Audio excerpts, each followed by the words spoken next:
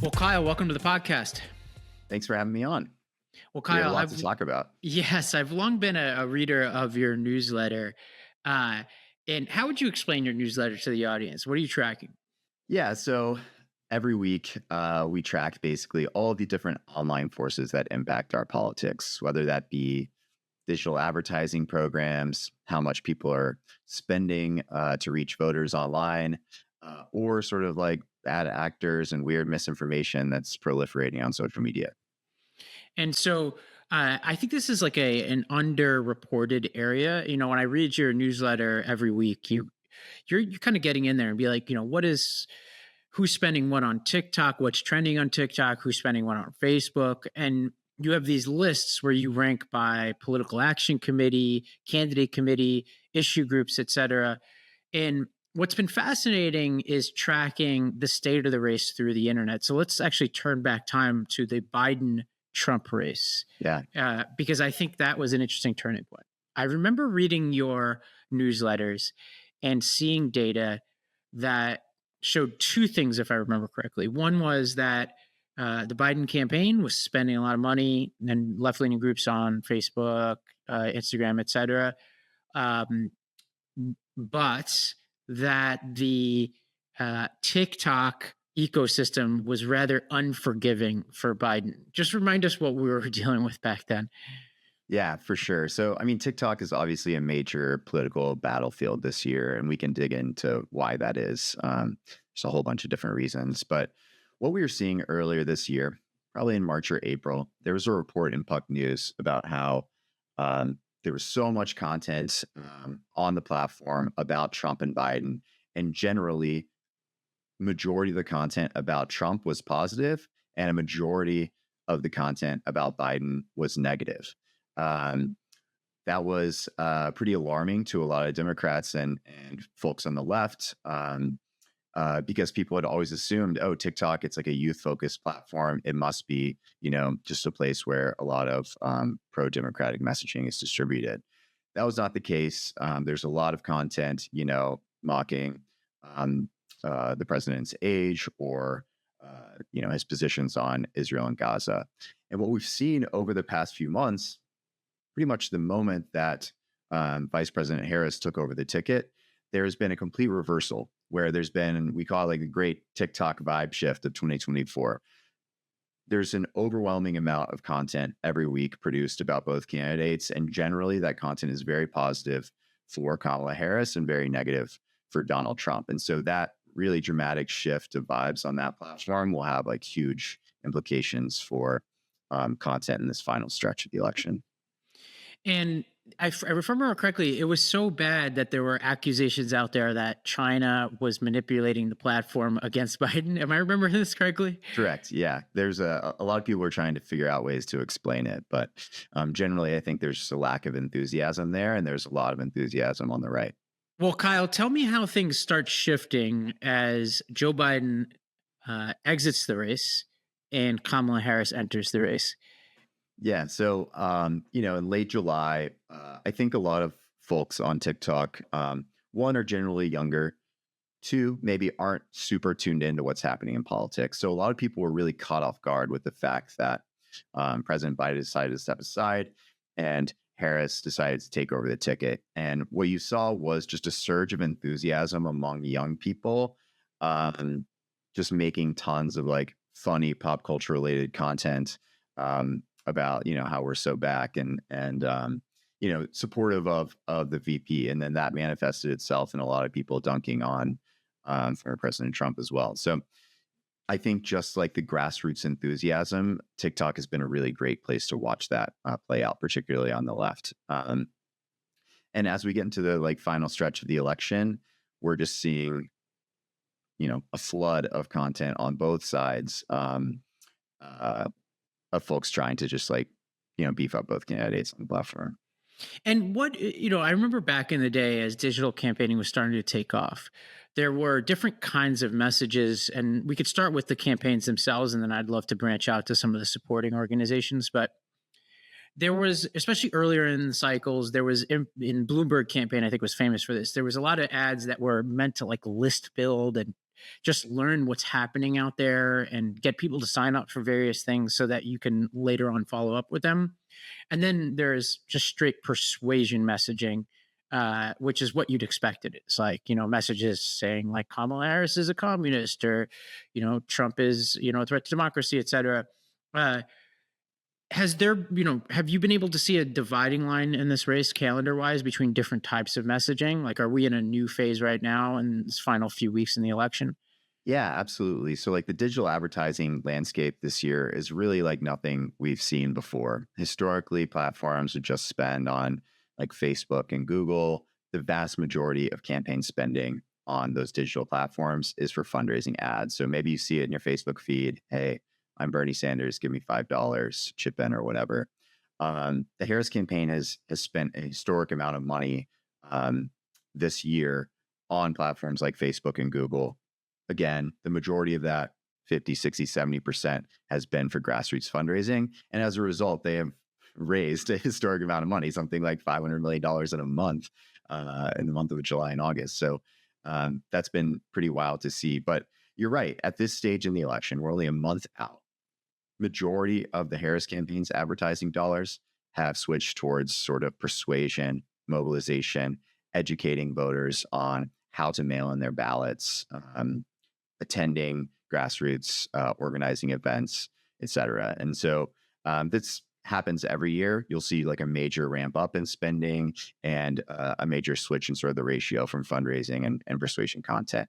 One big takeaway this cycle is that Republicans generally have really dramatically underinvested in online advertising this cycle. I speak to a lot of prominent Republican digital consultants with frequency, and they're kind of frustrated by the trend. A lot of conservative groups and Republican campaigns have not been able to get a really strong fundraising ROI. And then a lot of Republican campaigns, more importantly, are dominated by old school campaign consultants that maybe don't understand the internet as well. So you see up and down the ballot from the Harris campaign down to Senate races and congressional races, Democrats are outspending their Republican rivals on online advertising in just a dramatic fashion.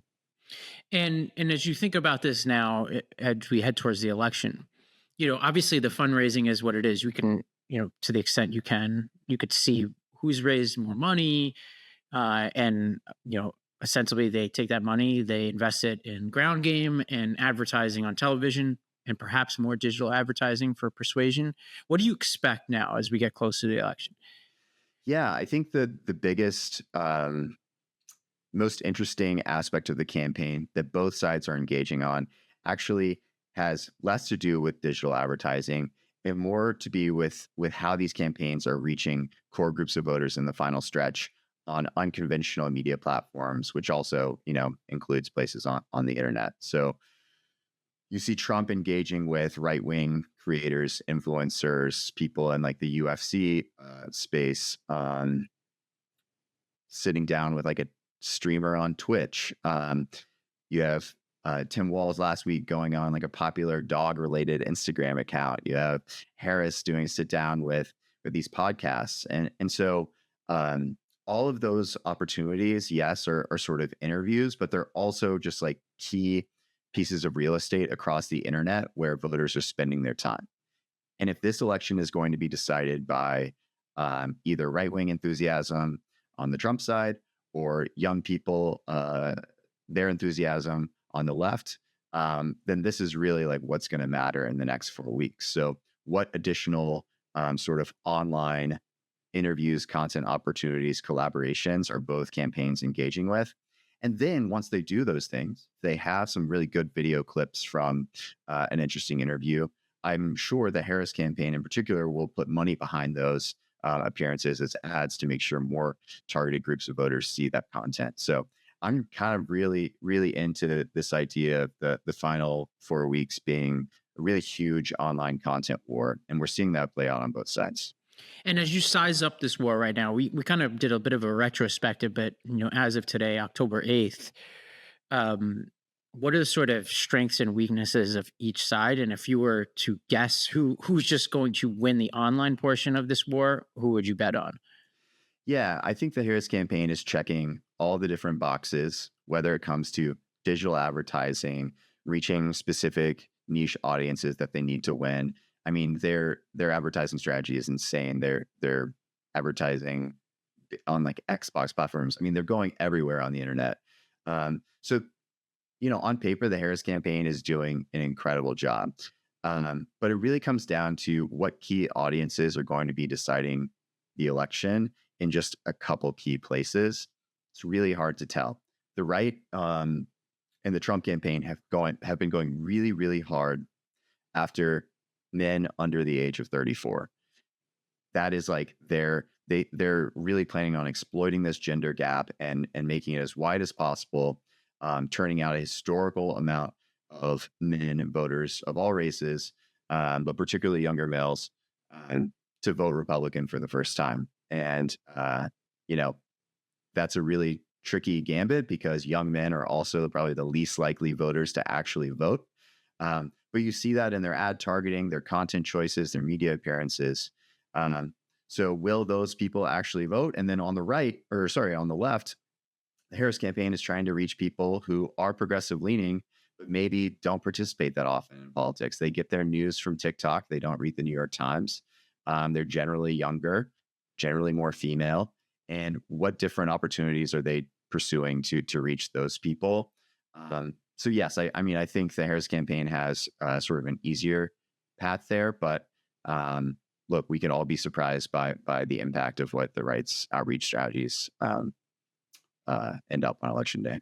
Well, let's look at a few key moments, and I'd love to just use your digital lens to help us make sense of them. Right, one of them was the Walz Vance debate, and by my estimation, like in a traditional sense, Vance, in my opinion, won the night. Like he debated better, he was crisper, etc. Like as I've talked about in this podcast, like putting aside my feelings about the factual content of what he was saying, like I just think his performance was stronger than Walz. But I said that night, so much of what modern debates are about is what clips live on past the debate.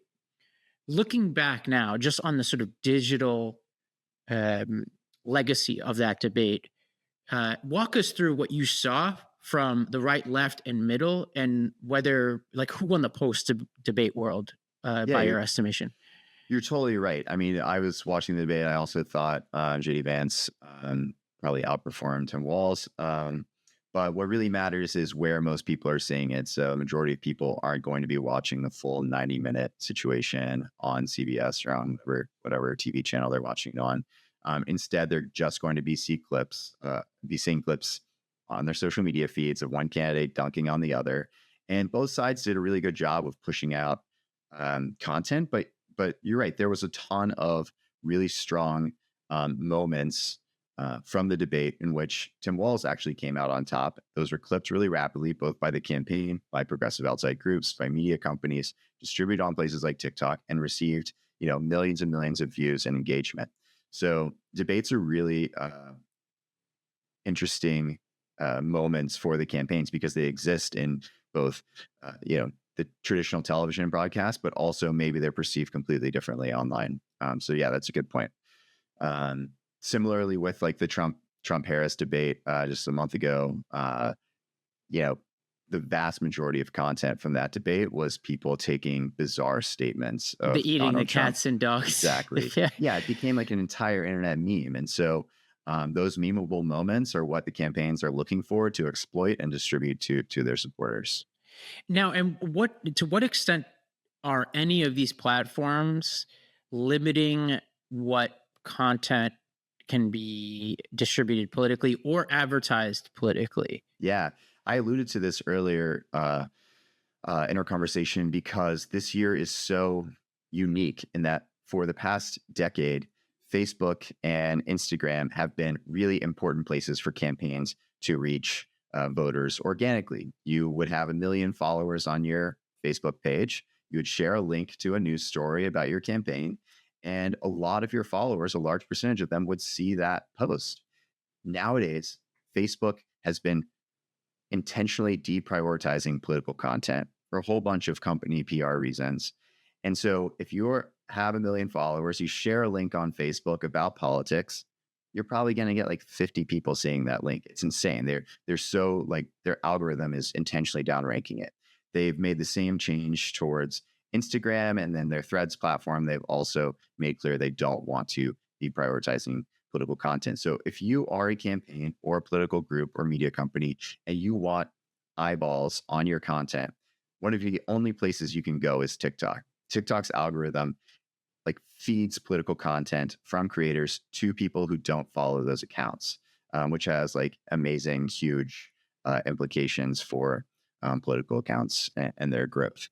Um, Coincidentally, Facebook allows political advertising. TikTok expressly doesn't allow that.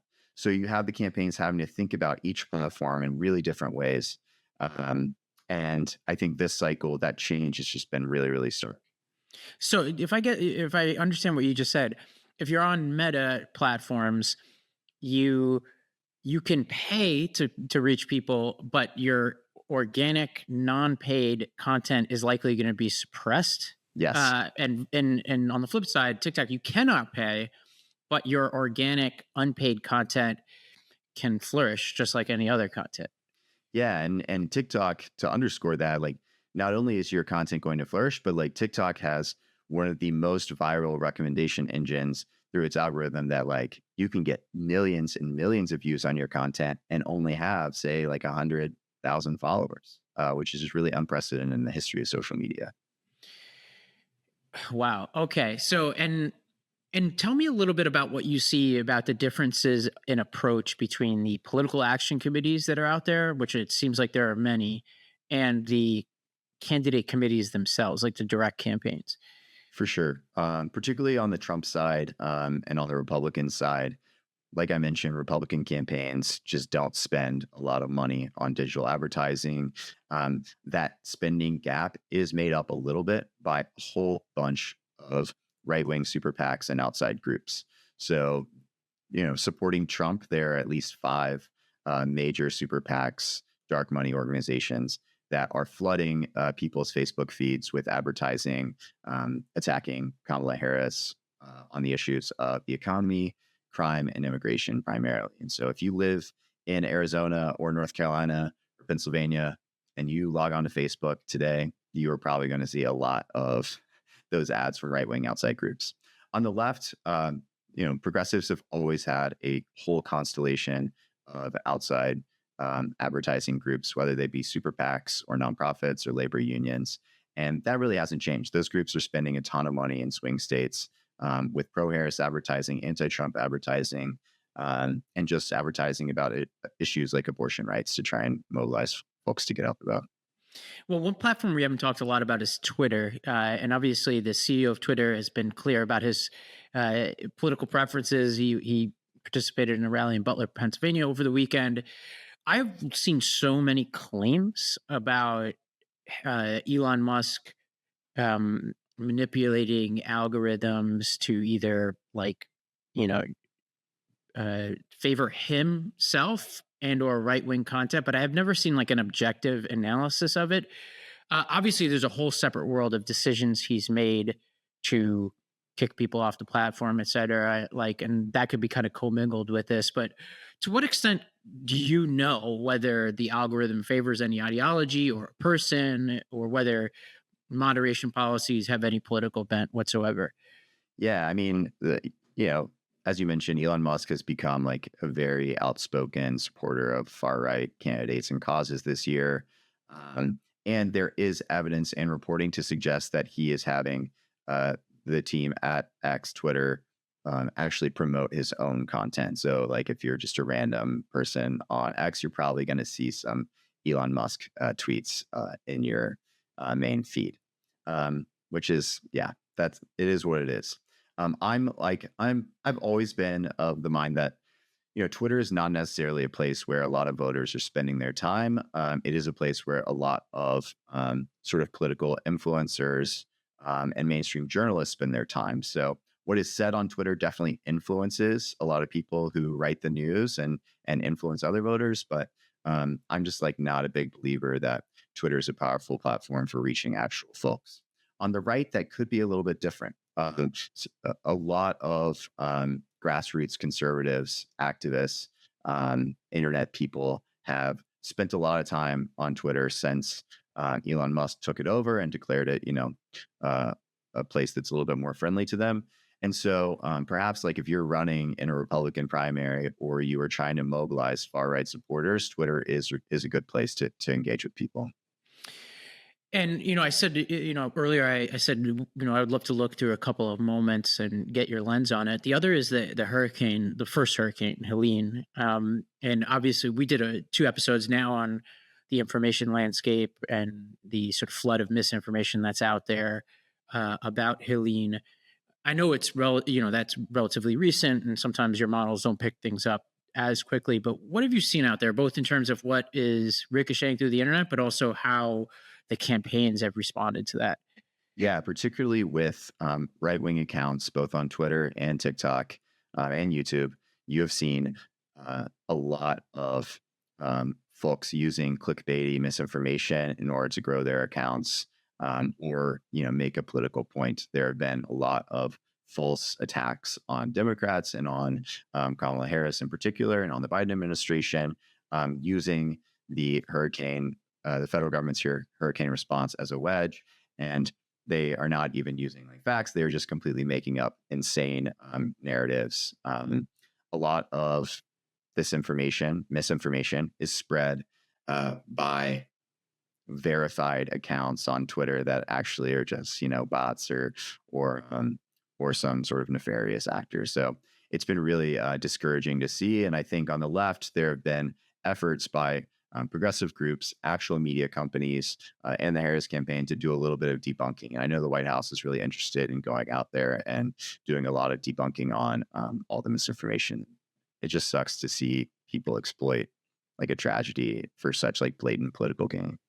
And to by your estimation, like, and I'm sure that you haven't quantified this yet, but like gut checking is like, what's getting more eyeballs, the debunking and the accurate information or the misinformation right now? No, I mean, the viral bits of misinformation, it was just like shocking to see how quickly people were spreading, particularly like there's like a talking point about victims only getting $750 or something, which is completely false. Like, that's like how much they get like immediately in like 24 hours or something. But that spread like wildfire across the internet. And then people on TikTok were like making reaction videos to that, expressing their shock and dismay. And so it just kept sort of snowballing. And no amount of debunking can fix something when that is just like already been out there so strong. So yeah, I mean, the Trump campaign has been actively flaming or like fanning the flames of that bit of misinformation too, because they know it's politically beneficial to them. Yeah, and I'll read you one tweet I saw this morning. This is from Real Raw News, and this is the tweet. We have spoken to a Marine sniper who reportedly now has 5 confirmed FEMA kills in North Carolina. He has told us it's the fight of our lives. That tweet has 904,000 views. It was retweeted 1,000 times, and one could say, oh, well, this is just being retweeted by people saying how crazy this is. And I'm sure that's a lot of people, but it had 3.1 thousand likes, which means that there are a decent amount of people out there who look at this and say, yeah, okay, like this sounds right to me. Which the idea of FEMA employees going out there killing people is Yeah. still on an internet platform. And this is like a direct result of sort of Twitter's Elon Musk's ownership of Twitter and sort of the laissez-faire attitude they have towards content moderation. A lot of this content would have been cracked down upon several years ago when Twitter was a completely different company. Yeah, and it's incredibly misfortunate. Well, Kyle, I'm going to ask you to do the impossible. Explain to me how, Musk has removed people all the time from this platform that he doesn't like, including the young kid who was reporting on private airplanes taking off and landing in different places, which Musk viewed as a threat to himself personally. Help me delineate, like, how is it that that tweet I just read stays up, which is implying that FEMA's killing people, which does seem to put people in danger, yet Musk decides to ban the kid who's reporting on private airplanes?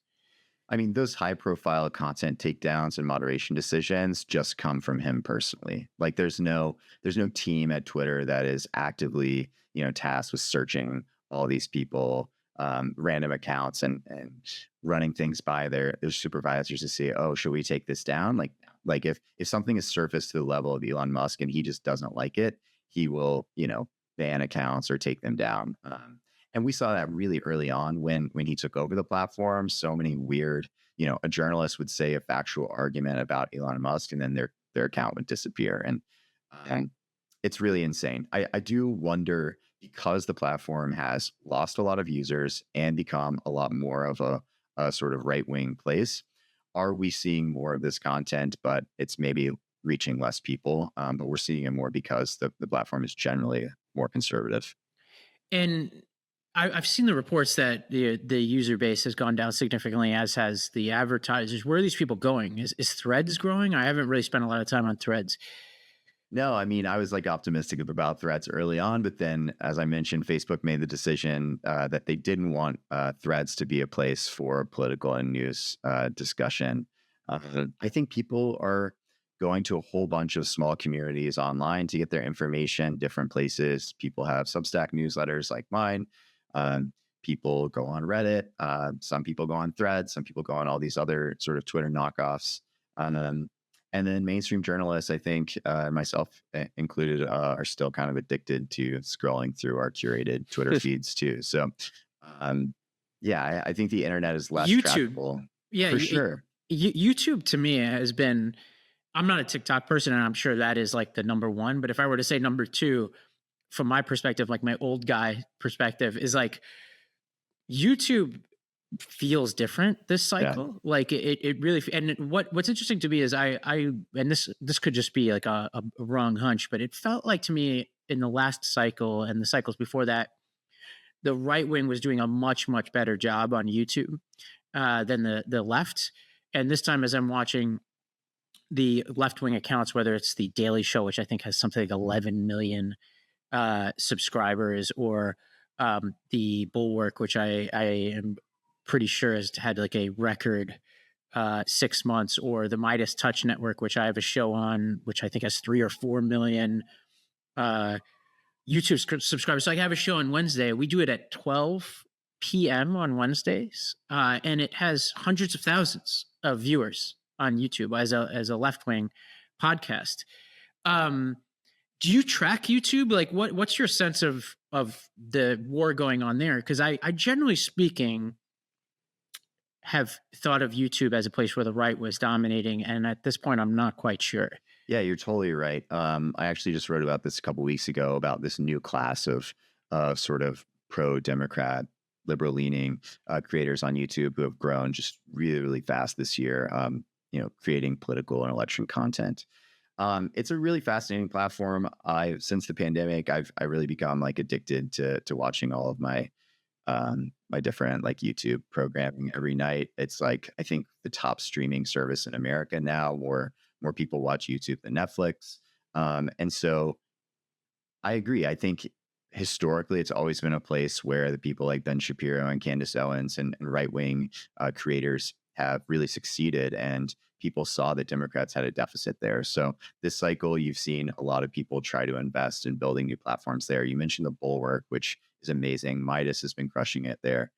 Um, and it's increasingly being a place where people can turn to get their political news and information, which has been encouraging. And seeing some of these younger creators, a whole bunch of sort of Gen Z um, folks who are just in college, just making political YouTube videos and then getting hundreds of thousands of subscribers and viewers is pretty awesome. Yeah, the non-political space is really interesting, but given that we're here to talk about politics, I've had this interesting experience of working with two media companies this year on the left side that have very different experiences on YouTube. So I did a podcast with Crooked, and I've watched them. I've listened to them for a long time. I'm friends with those guys, and then I have my own podcast on Midas, and it's been a front row seat to be like, okay, what makes somebody successful on YouTube versus podcasts, right?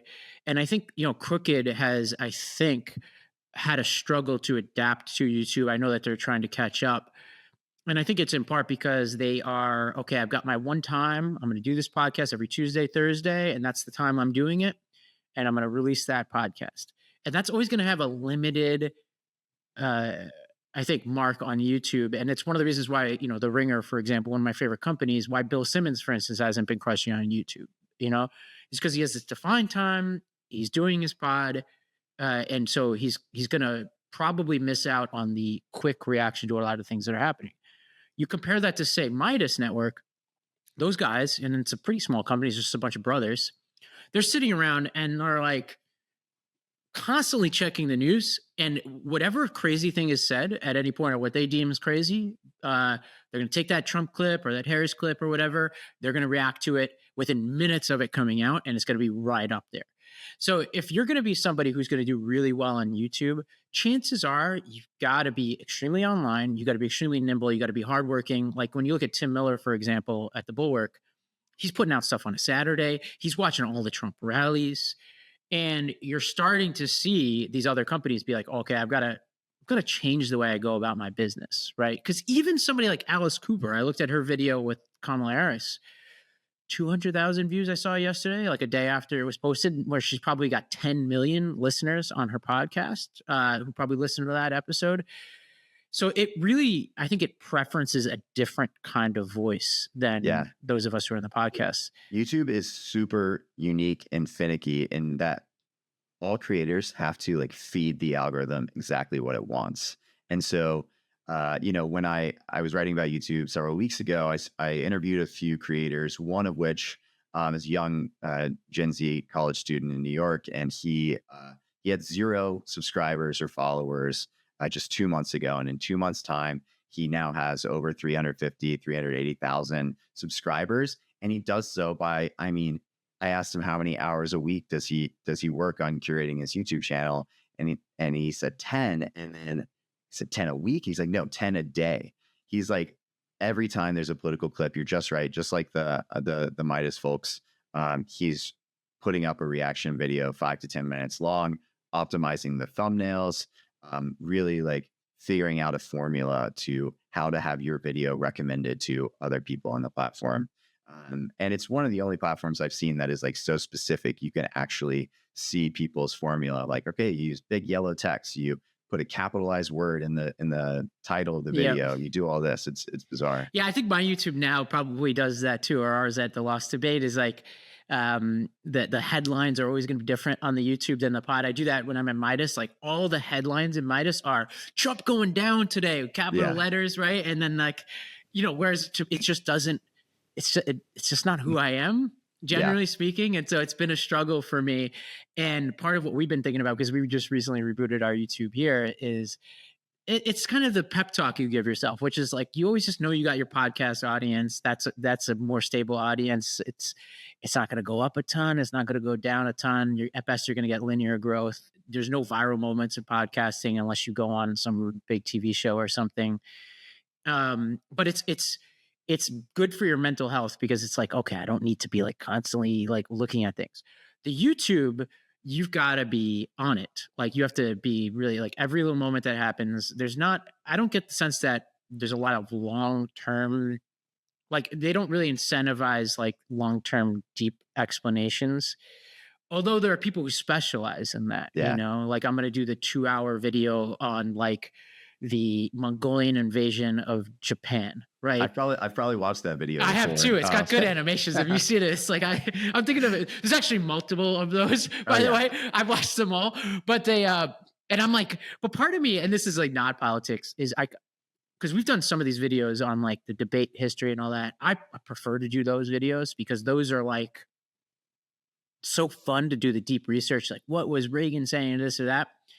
And I'm just absolutely floored that for all the problems in our internet culture, we've now incentivized people to create free content on this site that is absolutely amazing. Like you talk about the Mongolian invasion of Japan. Like there's somebody sitting somewhere creating animations of boats docking in Japan. And then there's another person being like, oh, I'm going to create better animations than this person. I'm going to create a more accurate history. And they're all doing it and they're putting it up and it's totally free. And I'm like, people like to knock the internet, but that's pretty amazing.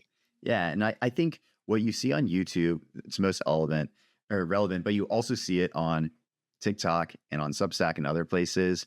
Content creators that are most successful really know their niche. Yeah. So folks in Midas know that their viewers want instant progressive reaction to every news clip that's 5 minutes long to 12 minutes long.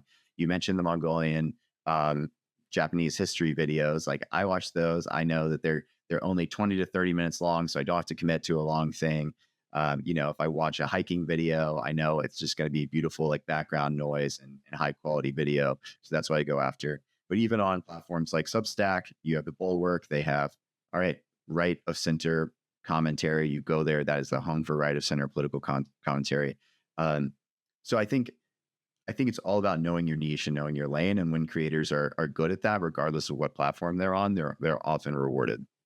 Yeah, and I think it's also like meeting the moment, right? Like I think a good example is the Bulwark in the post, in the sort of Biden crisis period of time. It's like, all right, you put your stuff up, you put your stuff up, you put your stuff up, and then nobody's watching, or not for them, they had a decent audience. But then at a certain point, you're like, oh, this is the moment everybody's paying attention.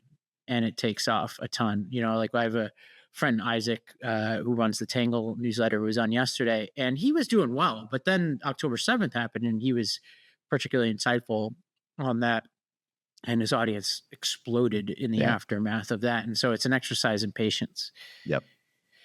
Well, okay. Anything else out there worth mentioning before we let you go here? Yeah, I mean, I think one other thing, the one thing that I don't know about this election, and particularly you're starting to see play out online, is like the level of enthusiasm on both sides. We focus a lot on like persuasion, but really, you know, Harris only has a fighting chance in this election because of the unprecedented amount of grassroots enthusiasm.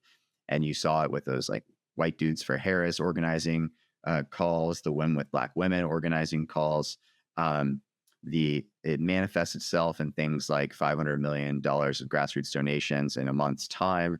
Um, on the right, you see the enthusiasm every day and these insane, Twitter conversations or on platforms like Truth Social. And so, you know, using the internet as a way to measure what the vibes are of the electorate, whether that be persuadable voters, but also folks on the right and left, is just going to be really interesting to watch in the next 4 weeks. And so not paying that much attention to the polls. It's going to be a 50-50 election until the end. But any sort of like little insights that I'm seeing in weird online communities that maybe are getting more, maybe aren't covered, but are going to have a big impact on the election. That's what I'm most interested in sort of writing about. Well, thank you for joining us today. Plug away. Where can folks find your work? We'll put some links in the show notes as well. Of course, my newsletter is For What It's Worth. You can subscribe at fwiw.news. All right, Kyle. Well, I appreciate it, man. Awesome. Thanks for having me.